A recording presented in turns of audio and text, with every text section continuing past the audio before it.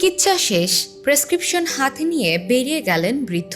সবাই ভেবেছিলেন বাড়ির পথ ধরেছেন, কিন্তু কয়েক মিনিট পরই হাতে মৌসুমি ফল নিয়ে আবার ফিরলেন তিনি। চিকিৎসকের সামনে দাঁড়িয়ে বললেন, এটা আপনার জন্য। শুধু চিকিৎসকের জন্যই নয়, চেম্বারের সহকারীদের জন্য ফল কিনে এনেছিলেন তিনি। সিসিটিভিতে ধরা পড়া এই মানবিক মুহূর্ত এখন ছড়িয়ে পড়েছে সামাজিক যোগাযোগ মাধ্যমে। ঘটনাটি ঘটেছে গত 2 জুলাই ময়মনসিংহের গৌরীপুর উপজেলার একটি বেসরকারি হাসপাতালে। অসুস্থ হয়ে চিকিৎসা নিতে আসা এক বৃদ্ধ রোগী চিকিৎসকের আন্তরিক ব্যবহার ও মানবিক সেবায় এতটাই মুগ্ধ হন যে চিকিৎসা শেষে নিজের উদ্যোগে মৌসুমি ফল কিনে এনে উপহার দেন।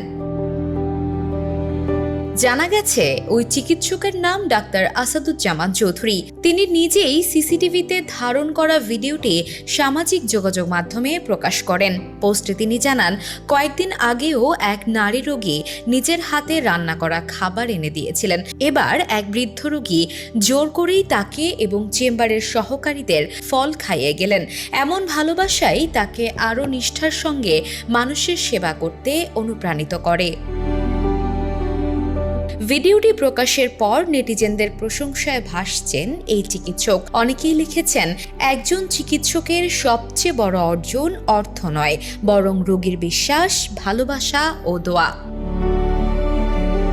মেহরুন্নেসা তন্নি, দ্য নিউজ। দেশে দেশে সবার সাথে দ্য নিউজ।